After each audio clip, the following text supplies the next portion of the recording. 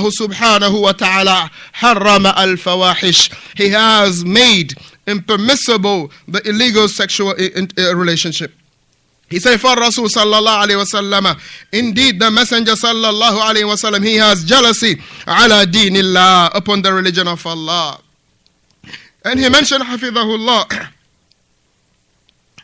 he said also that jealousy to spread, barakallahu fikum, munkarat, evil matters, wal fawahish, and that which is from the illegal sexual encounters. And he say, aghyaru minna, are we that having more jealousy than the Messenger sallallahu alaihi wasallam, or does the Messenger have more jealousy than us? Without a doubt, the answer is yes. Yes, he has more jealousy than us. He said, وَمَعَ ذَلِكَ, and with this, يَقُولُ أَعْطُوهُمْ حَقَّهُمْ, and he say, give them their rights.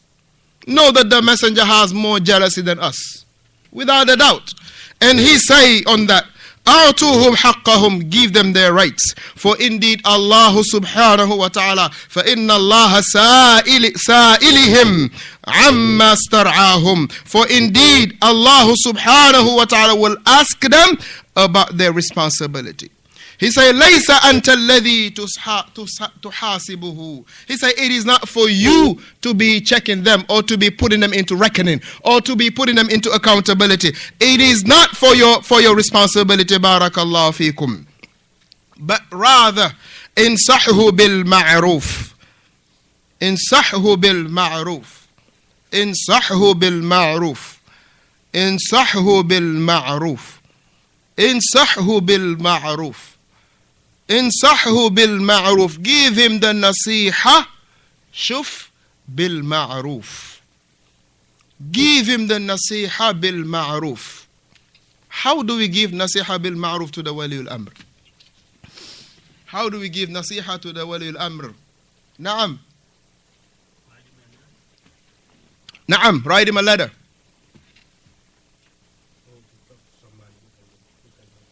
Get to someone that can get to him. Bainaka wa bainahu. Right. Bainaka wa bainahu.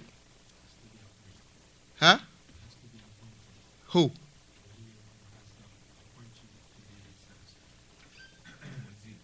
Not necessarily. If he does, yes, but not necessarily. Right? As he say, bainaka wa bainahu. How do we take nasiha for the wali al-amr?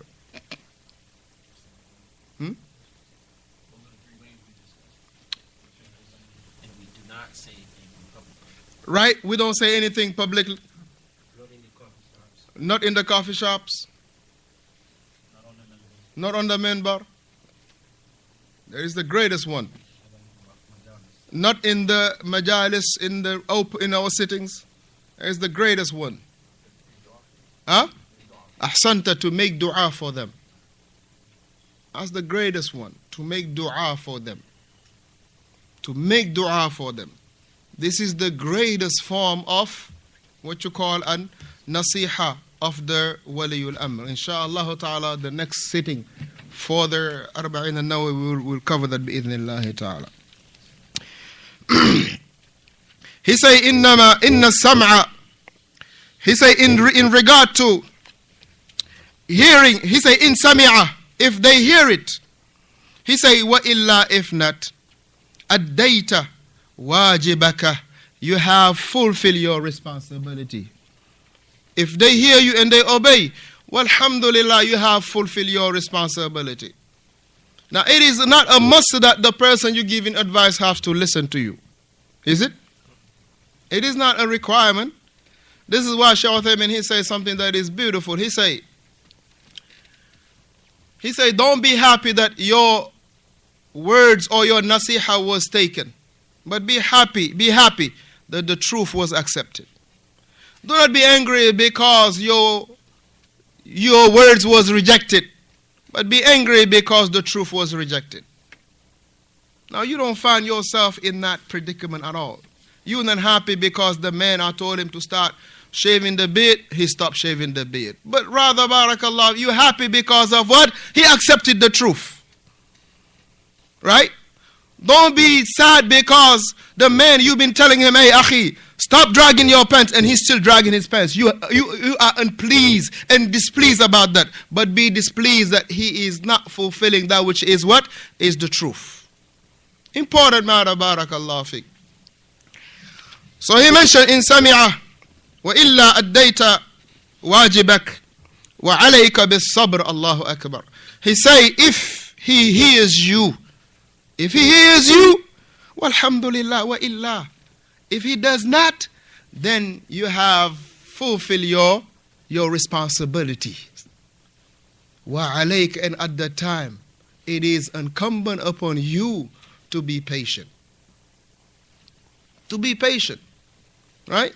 And this is not something that is new. Look at this, how the Shaykh mentioned it. Right? You are upon hearing and obeying. Right? And after that, what? You give him a nasiha. He refuse. What do? Barakallah feekum, you patient now. You become patient upon the harm. Right? You become patient. Right? As in Usool, in Salat al-Usool, as Shaykh Muhammad ibn al-Wahhab mentioned, وَالصَّبْرُ عَلَى الْأَذَى فِيهِ, and then to be patient upon the harm. Right? رابعا الصبر على الأذى فيه. So he mentioned, ما دام يصلي, as long as the person pray, نحن لا نقول هذا من عند أنفسنا. He say, as long as the person pray, we will not say that these affairs result of our own hands. We will not say that هذا من عند أنفسنا. We have to be putting a stop to this issue. We are to be handling this matter. As long as he pray, it is not for us to take these matters with our own hands. لكن هذه ثقيلة, but rather this matter right here, it is very difficult على مسامع هؤلاء. It is very difficult upon the understanding of this individual, or of them even hearing the likes of this statement. It is very heavy for them to hear that if the ruler is unjust and he pray, that you don't say nothing about him. It is very difficult, barakallah feekum. It is very difficult, barakallah feekum. It is very difficult upon those who they don't have the likes of these books, that they go point by point, understand it, implement it, have accepted with their hearts and have an iman with it. This is very difficult for individual like this to accept this. If you find a person, barakallahu fikum, sitting in his room and criticizing the president, akhi, know that he is far away from understanding this point. Even if he is discussing it with his wife. Just your wife. And nobody else is involved. It is not permissible for you to talk about the Muslim leader. As long as they pray. Ma sallaw. Ma sallaw. He didn't say, the messenger didn't say, if he do this, do. No, he didn't say nothing all those. He say one thing, as long as he pray.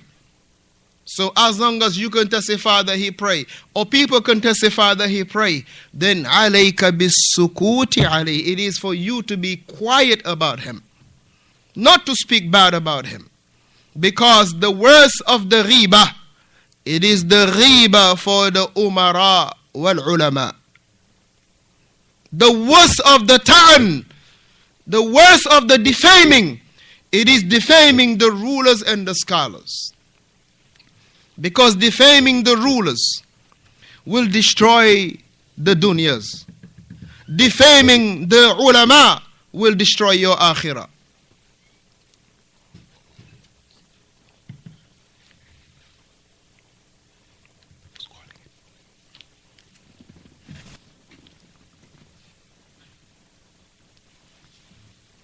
Akhi, you took it to 9:30. That's a long run.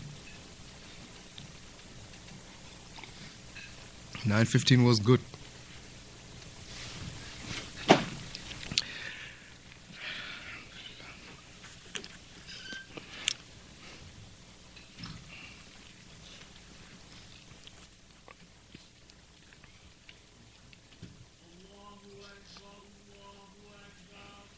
Allah Akbar, Allah Akbar. Allah Akbar, Allah Akbar.